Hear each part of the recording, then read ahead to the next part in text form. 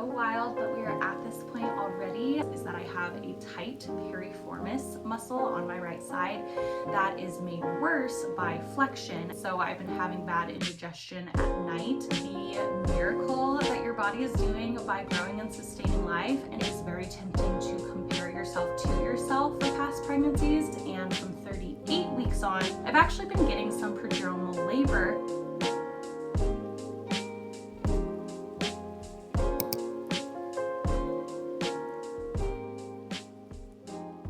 Hi friends, how's it going? Welcome back to my channel. I am so excited to be doing a third trimester recap. It is so wild that we are at this point already. I am 39 and 2 today. So we are in the last few days before our due date, before baby comes. I am so curious to see when his arrival is going to be, but that is totally up to him. And so in the meantime, as we wait, let's think back on the last 3 months. So we're going to talk about symptoms in this video, and we're actually going to talk about body image as well, and how my body image is doing right now in the third trimester. And we're going to end off on some early labor signs that we've been getting. Have we been getting them? When did they start? What has it been like compared to the first time around? So that is what we're going to discuss in today's video. So first, with symptoms, I'm going to talk about the 5 most persistent symptoms that I have gotten in the third trimester. The first has been sciatic pain, specifically on my right side. So on my right hip. It took me a little while to identify it as sciatic pain because initially it started out as kind of a sticky feeling, like almost my right side needed to pop. But then what I discovered through a super helpful video, I'm going to link it down below, this finally gave me clarity on what was happening to my body, because I kind of got some responses of what it could be, but kind of from my healthcare providers, but it kind of was chalked up to just like, oh, pregnancy hurts, pregnancy aches and pains. And so I really wanted something specific, and this video really helped. And so I think what it is that I have a tight piriformis muscle on my right side that is made worse by flexion as I bend up and down, specifically to pick up my toddler and his toys. A lot of that can trigger it. And also just washing dishes at an awkward angle, cleaning essentially flares it up more. That tight piriformis can then pinch your sciatic muscle. And so or your sciatic nerve, in order to release that pinching of the sciatic nerve, there are a few stretches that this video that I linked down below recommended.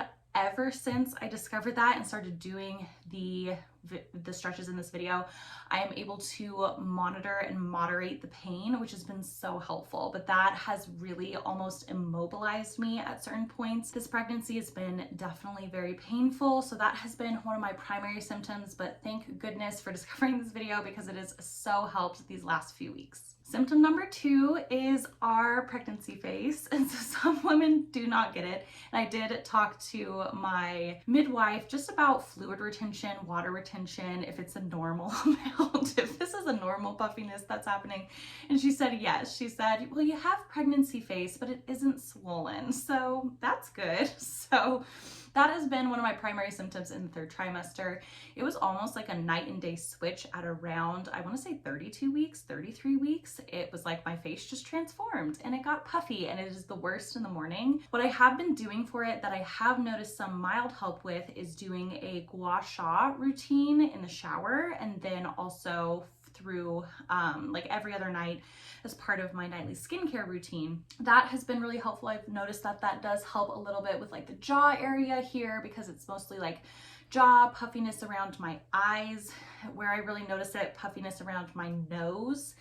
And so that is just something that happened the first time around, happening the second time around. I am just one of those who really puffs out in the face. Symptom number 3 is a really tender lower belly. And I remember this with Henry, but only really at the last week. And for this time around, it feels like it's been lasting for about a month, where low down in the belly is just very tender, feels very swollen also. And so that's been kind of bothering me as well. My midwife did say I have some mild edema right there. I blame it on my sedentary lifestyle in terms of working at a desk all day. I think that that has really affected me at this pregnancy, is just sitting and working. And I think that that's caused more swelling down in the belly. And so that's been hard. I've been dealing with that by just trying to stay more mobile, getting walks in every day. So I think it's just a matter of not working out once a day, but just moving constantly throughout the day. And that's really what I've been missing out on. Symptom number 4 is the beloved lightning crotch. I've been getting this for essentially my full 3rd trimester, I believe. I think it started, well, no, I would say it started maybe around 33 weeks, 34 weeks. And that's just because baby boy has been head down, very engaged for a long time. I really think seeing my prenatal chiropractor for his good position, but because of that, he's really playing on those nerves right there, and I can really feel him down there. And so that's just been something where I'm kind of aware of it all the time, but really grateful that he's in a good position whenever I feel that. And then number 5, probably the most cumbersome of these, although the sciatic pain actually was probably the most cumbersome, so the second most cumbersome, has been indigestion. Specifically the last few weeks, my belly has been, as my uterus gets higher, my stomach has been getting really squished, and so I've been having bad indigestion at night. What I've been doing to help it is taking these ginger chews, and they have been so helpful, such a relief. And without these, I don't know, I would be in a lot of pain, but essentially it comes on at night and I'll wake up in the middle of the night with a lot of pain, eat a ginger chew, and then it'll calm down for the most part. There's been a few days where it's just kept me up a little bit longer, having to sleep upright and or get like some more milk or just something to help it even more. But that is just one of the most common pregnancy symptoms. This one has definitely been more plaguing this pregnancy than I remember the first time around. So in terms of body image, it has been difficult in terms of the puffiness. I have had some new stretch marks on the belly that I have noticed this time around, and then also the differences of just a first and a second pregnancy. I feel like I'm carrying this baby boy much lower than I carried Henry, and so just seeing like differences like that among yourself between pregnancy to pregnancy, it is very tempting to compare yourself to yourself for past pregnancies. It's also tempting to compare yourself to others, especially I feel like in the later stages when you're talking about, you know, bump size and how that looks and how you carry baby. Some people carry baby higher, some people carry baby lower, some people end up gaining more weight, some less, some have a really huge belly, some have a really small belly, and women feel different ways about all of those outcomes. And so I think that it is just so vital to focus, and this is words for myself specifically, I'm speaking to myself here, is to focus on the miracle that your body is doing by growing and sustaining life, and trying not to look at the little details of appearance.